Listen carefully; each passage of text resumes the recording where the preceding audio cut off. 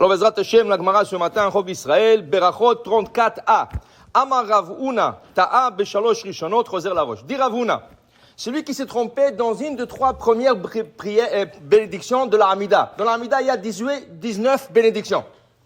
Il y a trois dernières qui commencent par Modim. Les trois premières sont Magen Avraham, Mechaya Ametim, Ael Akadosh. Trois dernières commencent par Modim jusqu'à la fin. Il dit, Rav Huna, celui qui se trompait au début, par exemple, qu'est-ce qui peut se tromper? Dans la deuxième bracha, Mechaya Ametim. Au lieu de dire, Mashiva Ruach ou Morida Geshem, il a dit Moridatal. En plein hiver, il a dit Moridatal. C'est faux. Ou vice versa. En été, au lieu de dire Moridatal, qu'est-ce qu'il dit? Mashiva Ruach Morida Geshem. Qu'est-ce qu'il faut faire? Il dit ici, Choser la roche. Il a besoin de retourner au début de la prière. Pourquoi? Les trois premières bénédictions sont un bloc. C'est pas trois, c'est une. On appelle ça Birkat Avot. C'est les patriarches. Donc, Magen Avraham, Mechaya Ametim et Ael Akadosh, c'est les trois patriarches. Pourquoi? Magen Avraham, c'est quoi?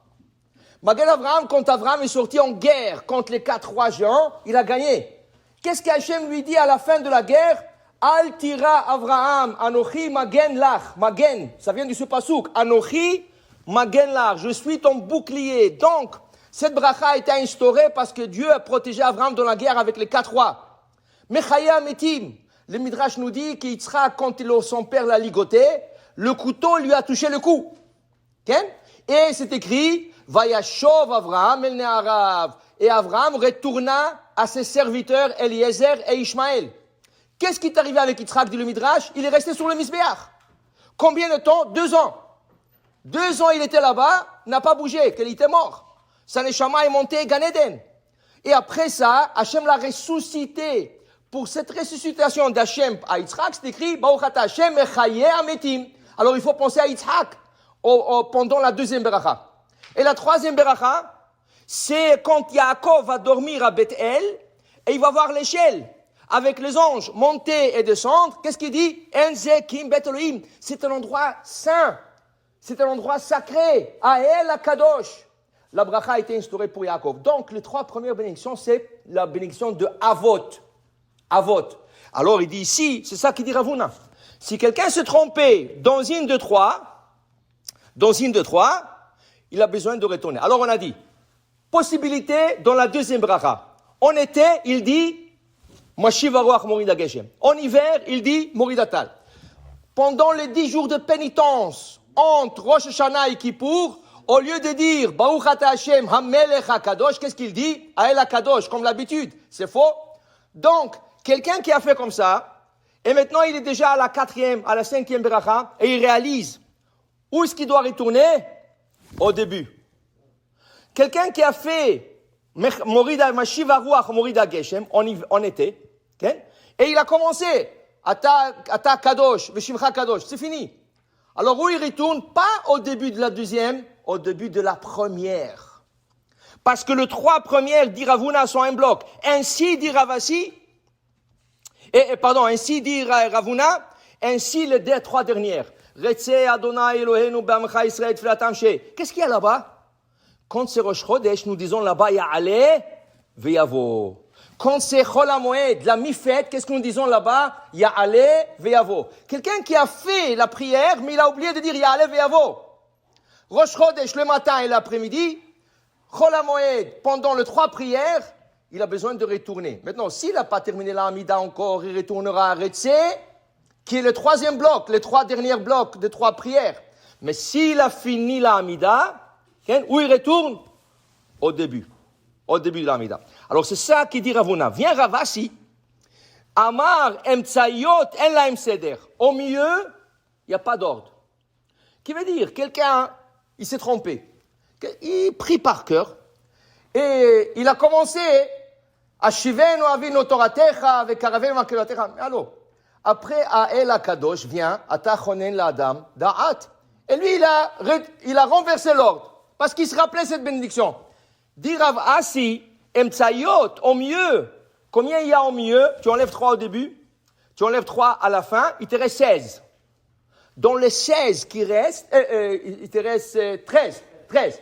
Dans le 13 qui reste, il n'y a pas d'ordre. Si tu as changé l'ordre, tu as mis une avant l'autre, hein, ça passe. Ce n'est pas la meilleure chose. C'est pour ça qu'on dit, si tu n'es pas sûr de toi, prends un livre. Prends un livre et tu suis le livre. Okay? C'est vrai que le Rabbi Nishra il dit, c'est mieux de faire la prière par cœur. Parce que quand tu fermes les yeux, tu as plus de concentration. Tu regardes rien autour de toi, tu te concentres plus. Mais il y en a qui n'ont pas cette concentration. Il y en a qui leur concentration vient avec la lecture. C'est la lecture qui leur donne la concentration. Chacun selon ce qui est mieux pour lui. Okay? Mais pour dire, si tu n'es pas sûr de toi, fais-le avec le livre. Quand tu le lis, comme ça tu vas mieux prier. Alors il dit ici la Gemara, une chose. Maintenant qu'on a dit que les 3 premières prières sont contre le patriarche Abraham, Yitzhak et Yaakov, dit la Gemara nous enseigne, Amar Rav Yehuda, Le'olam alishal adam tzrachav, lo b'shalosh rishonot, velo b'shalosh achronot. Qu'est-ce que tu es en train de dire, Baruch Ata Hashem Magen Avraham? Béni sois-tu l'Éternel, source de ton bénédiction, le bouclier d'Avraham. C'est une louange. Dans une louange, tu n'as pas le droit de demander. Tu ne peux pas dire à un roi, sa majesté, sa grande majesté, sa... Et après tu dis, vous savez, j'ai besoin un peu d'argent. Allez, tu es en train de le louer, tu es en train de demander, ça ne marche pas, ça clash. Quand tu fais la louange de Dieu, tu ne demandes rien. Donc, les 3 premières, Magen Avraham, Mechayam Etim, nous remercions Hachem de revivre Yitzhak, de ressusciter Yitzhak. Tu remercies Hachem pour donner cette vision extraordinaire à Yaakov, pour lui, ses générations futures. Tu ne demandes rien. Ni santé, ni parnassa, ni shalom bayit, rien. Où tu commences à demander à Dieu des choses, à partir de la 4e bénédiction. Ata chonen la damdat. Hachem, donne-moi un peu de chokhma, pour que je puisse étudier, pour que je puisse faire des affaires, pour que je puisse savoir quoi faire. Okay? Ça oui. Et après, Rotse Betchouva, Hachem, fais-moi retourner Betchouva, j'ai besoin que l'autre, le fils, qui retourne Betchouva. Ça oui. Mais Shalosh Rishonot, les 3 premières et les 3 dernières à partir de Rotse, Lo ishal adam tzrachav. Okay? Il faut rien demander. Okay? Et là, il dit Amar Rabbi Hanina, Rishonot, domé le evet shem sader shevach lifnei rabo. Les 3 premières, c'est comme un esclave, un serviteur, qui fait la louange de son maître. Les 3 dernières, il veut quitter son maître, il doit faire la louange.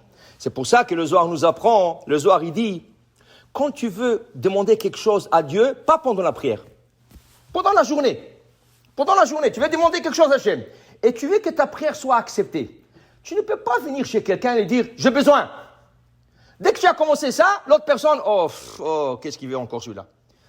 Tu commences en disant, Ishtabach shemo shel melech malachim akadosh baruch hu ushmo meromam al kol beracha utila.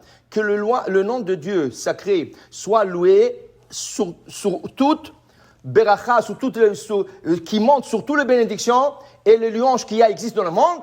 Une fois que tu as fait cette louange à Dieu, là tu peux demander. Mais c'est important de faire la louange avant de faire sa demande à personnel. Alors c'est ça qui dit, on ne demande pas aux premières, on ne demande pas aux dernières, on demande tout ce qu'il y a en mieux, ça a été fait pour cette but. Baruch Adonai Le'olam, Amen ve Amen.